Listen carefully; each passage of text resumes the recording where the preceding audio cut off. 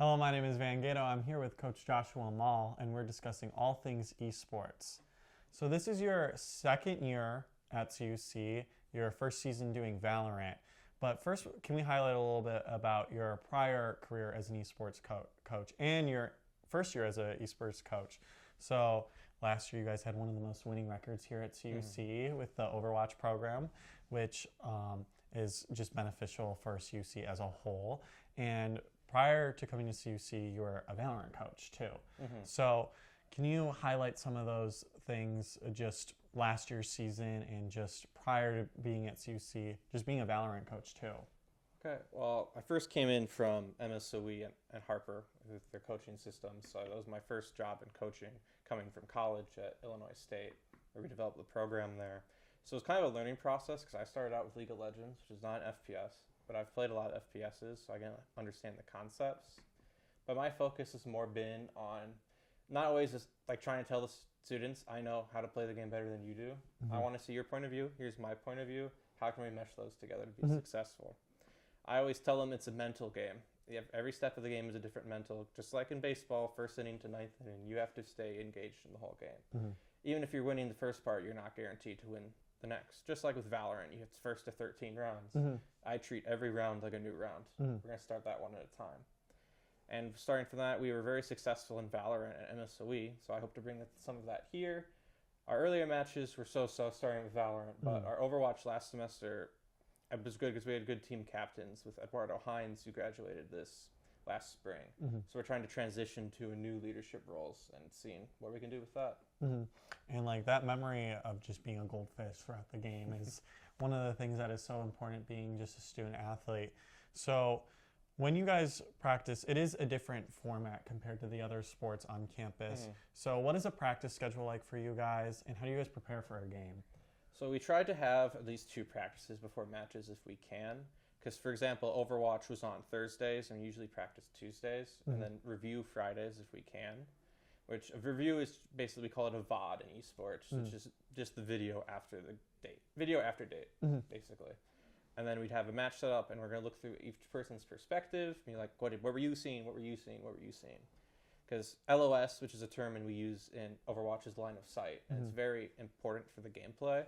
So we're going to analyze what we did wrong and what 3 things we can improve on to bring that into the next match. And then come Tuesday, we try to put that idea into play during scrim sessions, which we usually try to do 30 minutes of aim labs beforehand, so we're actually fresh, not coming straight from a class and ready to play, not coming straight from a meal or a nap or whatever my students are doing beforehand.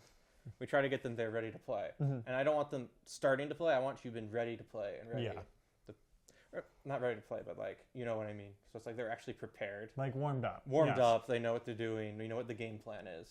And we'll actually study opponents' Twitch VODs if we can, to see what habits they have and try to see if there's something we can do in our play to exploit those habits.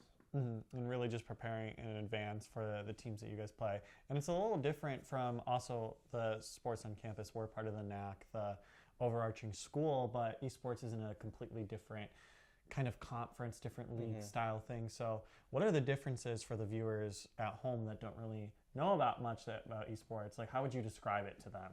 I would say they have like overarching organizations. There's several big ones. There's NACE, N-A-C-E, and ECC we compete in, which is National Esports Collegiate Conference. And then there's the new big one, the ECAC, which is the Eastern Conference. We compete in NECC, and they break it down based on rankings. We're not going to be like a D1 school versus a D3. But if the team averages are similar, we will have, there's not like, so we could play Ohio State, we could play Valparaiso, we can play MSOEs in our group. We played ISU this year. So like they're in our area, but they try to have it regionally based, so we're not having a 3-hour time difference between start times. Because if in regular sports, you'd be playing in the same time zone. But that's not the case with esports, which is online right now. So we had to play a team from California this year. So we had 2 hours ahead of them. So we had to work what is the right time to start our matches at. But the NECC sets it up so everyone agrees on a time to play. And you can reschedule matches really easily. If someone has a class or something, family situation comes up. If both teams agree, you can play that game 3 weeks. For example, this season, we had our first game postponed for a while. And we eventually ended up playing it, and it was a close game. So it's like things like that. We, instead of playing a match that time, we just doubled our practice schedule. And so in your season for Overwatch, at least, you guys did lose Hines, who was a key player for your Overwatch team. But they were close matches still. They weren't destroyed one side versus the other side, but they were good matches. Yeah. So although it may have not been the record that you guys wanted for the Overwatch side, what are you telling your athletes as they're going into the spring season for Overwatch? I'm going to be honest, be patient. The results don't happen. Me in college, I don't think I had a single winning season until my senior year. I think I was 3-4 3 years in a row in our brackets. And if you lose 2 matches, you don't get to qualify at all. And we lost 4. So there's that. So because right now, Heinz had been working with Overwatch, I think, for 3 to 2 years before in the club scene. So they were playing. But when I came in, it was the first time we had official set up matches. And we weren't seeded wise to do well. We upset the first round opponent we had. They were the second seed from opposite group, and we beat them 3-1. Continuing off that, on the Overwatch side, you guys were around a 50-50 record, 4-5, which is very good for a first season and overall, in even the first season as a team, also as a program here at CUC, having the Valorant team, just being a first team this year. So how'd you get those, how'd you recruit that team, and how'd you prepare them, and how'd they do those matches this year?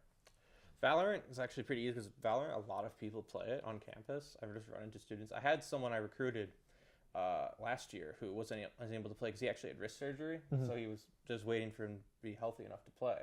And then I had 2 other students who reached out to me via email through our registration portal, who I knew they were on campus. I just didn't know if they were interested because they were working on their grades.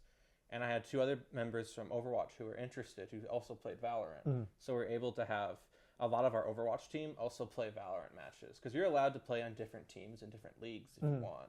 You just can't have a player from a lower ranked team play on a higher ranked from lower rank. You can't rank down. So it's actually pretty easy to get them going together. Valorant's pretty easy to set up. They have a whole scrim. There's plenty of different, because we use Discord primarily to find our matches. There's so many different teams available wanting to play, trying things out. So it's really easy to set up matches, and those are just easy Monday game matches. Easy to set up, easy to run, and easy to stream. And for the viewers at home, how do you stream your games so they can see if they want to watch your team? Okay. We actually stream on twitch.tv/CUC Esports. It's on our esports page of the website. On CUC Athletics, it's easy. Just click, tune in. You can log in if you want to comment and cheer on our Cougars as we play. And what are you recruiting for the spring season and for next year for your esports team? I would say we're still going for our big titles. We have Overwatch, Valorant. We're trying to get the Rainbow Six team back up again. We had a few students we're changed games. We're wishy-washy in that area. Rocket League, we're still looking for a few for Smash Bros as well. And do you have any final things you want to say to the viewers at home about just esports in general? I would say take a leap of faith and try it out. Everyone thinks esports is just, competitive. I'm not sure if I can play. There's a ton of ways you can get involved not playing, whether you want to do broadcasting or journalism or player interviews or stuff like that. When I was in college, I did broadcasting and stuff like that, even though as I was playing as well. There's many different ways to get involved, and there's also a good community of just people who want to play games with people they enjoy to be with. So coverage for the esports games can be found at the esports Twitch and also at cucougars.com. My name has been Gaetto, and this has been the Coaches Weekly with Joshua Mol. Thank you.